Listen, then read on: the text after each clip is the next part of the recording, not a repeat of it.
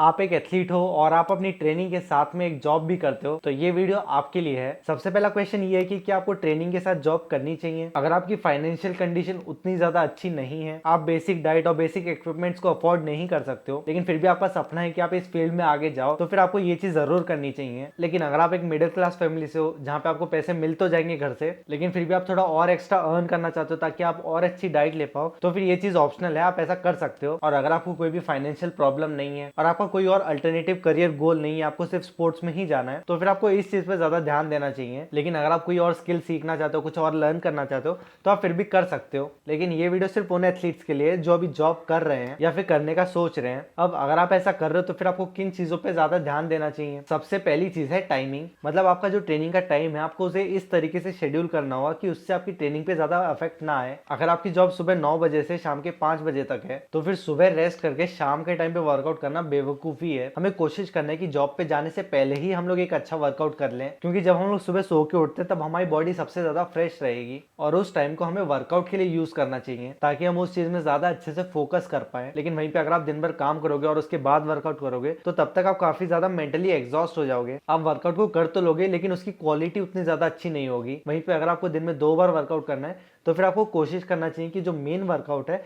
उसे आप सुबह कर लो। अगर आपकी स्ट्रेंथ उतनी ज्यादा अच्छी नहीं है और किसी दिन आपके 2 वर्कआउट है, एक है आपका स्ट्रेंथ ट्रेनिंग और एक है स्प्रिंट सेशन, तो फिर आपको अपने स्ट्रेंथ ट्रेनिंग को सुबह कर लेना चाहिए, क्योंकि वो चीज वीक है और आपको उस चीज पे ज्यादा ध्यान देना चाहिए। अब अगर आप जॉब करते हो और आपको समझ नहीं आ रहा कि आप अपने टाइम को किस तरीके से मैनेज करो, तो फिर आप मुझे इस नंबर पे व्हाट्सएप कर सकते हो। मैं आपकी सिचुएशन समझ के कोशिश करूंगा कोई सजेशन देने का। अब दूसरी चीज जिस पे आपको सबसे ज्यादा ध्यान देना चाहिए वो है आपकी स्लीप। अगर हम लोग जॉब भी कर रहे हैं, साथ में ट्रेनिंग भी कर रहे हैं और अच्छी स्लीप नहीं ले रहे हैं, तो उससे हमारी रिकवरी बहुत ज्यादा खराब होगी और चांसेस है कि हम इंजर्ड हो जाएं। तो इसलिए हमें कोशिश करना है कि हम 8 से 9 घंटे की स्लीप लें। अगर आप नाइट वाली शिफ्ट करते हो तो फिर आपको कोशिश करना है कि सुबह घर आके आप थोड़ी देर सो लो और उसके बाद जाके आप वर्कआउट करो। बाद में आप दिन में एक छोटा सा नैप और ले सकते हो और शाम के टाइम पे भी एक और वर्कआउट करके जॉब पे जा सकते हो। जॉब के साथ आप एकदम फर्स्ट क्लास ट्रेनिंग तो नहीं कर पाओगे, लेकिन फिर भी आप डेडिकेशन के साथ एक अच्छे लेवल पे जा सकते हो। तीसरी चीज जिस पे हमें सबसे ज्यादा ध्यान देना है वो है न्यूट्रिशन। अब क्योंकि आप जॉब कर रहे हो, आपको सैलरी भी मिल रही है, तो फिर आपको डाइट में कंजूसी नहीं करनी चाहिए। हमें कोशिश करना है कि हम एक अच्छी डाइट लें जिससे हमारी रिकवरी और ज्यादा अच्छी हो। अब क्योंकि हम लोग जॉब कर रहे हैं, दिन भर हम लोग हमारे घर पे नहीं रहेंगे, तो फिर हमें कोशिश करना है कि हम हमारे मील्स बना के ले जाएं या फिर कुछ हैंडी स्नैक्स हमारे पास हमेशा होने चाहिए। सबसे अच्छा ऑप्शन रहेगा कि आप ओट्स बना के ले जाओ। आप अपने बैग में ड्राई फ्रूट्स रख सकते हो, पीनट बटर का एक डब्बा रख लो। आपके पास टाइम नहीं है कुछ बनाने के लिए, तो फिर आप तुरंत शेक बना के पी सकते हो। अंडे उबालने में या फिर ऑमलेट बनाने में बहुत ज्यादा टाइम नहीं लगेगा, तो फिर आपको इसे भी अपनी डाइट में ऐड करना चाहिए। वे प्रोटीन लेके जा सकते हो। आप कुछ भी नहीं मिल रहा है तो फिर बगल वाली दुकान पे जाके आप दूध का पैकेट ले लो, लेकिन अपनी डाइट पे जरूर ध्यान देना, उसे नेग्लेक्ट मत करना। आखिरकार हम लोग जॉब कर ही क्यों रहे हैं? ताकि हमारी ट्रेनिंग अच्छे से हो पाए।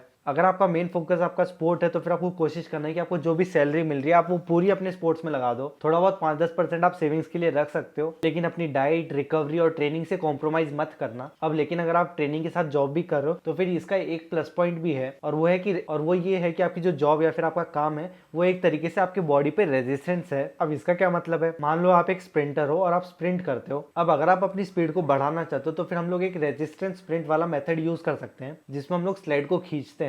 और अगर आपने ये चीज की है तो फिर आपने नोटिस किया होगा कि जब हम लोग स्लाइड के साथ स्प्रिंट करते हैं तो वो काफी ज्यादा मुश्किल रहता है, लेकिन फिर भी अगर हम लोग पुश कर रहे हैं अपनी लिमिट्स को, तो उससे क्या होगा, जब हम लोग ये रेजिस्टेंस को हटा देंगे तब हमें बहुत ज्यादा हल्का फील होगा और हम लोग और ज्यादा पुश कर पाएंगे और अच्छा खासा एफर्ट लगा पाएंगे। तो उसी तरीके से अगर आप दिन भर काम करते हो तो उस काम का जो मेंटल स्ट्रेस है, आपका फिजिकल स्ट्रेस है, वो आपके वर्कआउट पे भी आएगा। आप अपने वर्कआउट को उतना ज्यादा अच्छे से नहीं कर पाओगे, लेकिन फिर भी अगर आप कोशिश कर रहे हो कि जॉब के साथ आप अपने ट्रेनिंग को और अच्छे से कर पा रहे हो, तो फिर जब आपके ऊपर से वो जॉब का लोड हट जाएगा तब आपकी परफॉर्मेंस भी एकदम से बढ़ने लगेगी। हम लोग 2 एथलीट का एग्जांपल देख लेते हैं। दोनों का फिटनेस लेवल बिल्कुल सेम है और सेम इवेंट करते हैं, लेकिन एक जॉब नहीं करता और एक जॉब करता है, और दोनों साथ में वर्कआउट करते हैं। अब अगर ये एथलीट जॉब करने के साथ साथ एक अच्छा वर्कआउट कर पा रहा है और इस एथलीट के बराबर कर रहा है, तो फिर वो एक बहुत अच्छी बात है। और अब अगर इस एथलीट को जॉब नहीं करनी पड़ी तो फिर ये उस एथलीट से ज्यादा अच्छा कर पाएगा। साथ में आपको कुछ अच्छी मोटिवेशनल वीडियोस देखनी चाहिए, आप अच्छी मूवीज देख सकते हो, अच्छे एथलीट्स की स्टोरीज सुन सकते हो, हो। महेंद्र सिंह धोनी, यशस्वी जायसवाल, ऐसे बहुत सारे एथलीट्स हैं जिन्हें जॉब करनी पड़ी, लेकिन फिर भी वो अपने ट्रेनिंग को अच्छे से करते रहे और आगे चल के एक अच्छे लेवल पे पहुंच गए। तो ऐसे ही आपके लिए एक डिफिकल्ट फेज हो सकता है, लेकिन इस टाइम पे अगर आप अच्छे से फोकस करोगे, अच्छे से अपनी ट्रेनिंग को करोगे, अपने मन में नेगेटिव थॉट्स नहीं लाने दोगे, तो फिर आप भी जरूर एक अच्छे लेवल पे जा पाओगे। और अगर आप अपने ट्रेनिंग को अच्छे से करने के लिए साथ में जॉब भी कर रहे हो, तो फिर ये आपकी डेडिकेशन लेवल को भी दिखा रहा है। आप एक बहुत ही ज्यादा अच्छे और स्ट्रॉन्ग एथलीट हो and I am proud of you.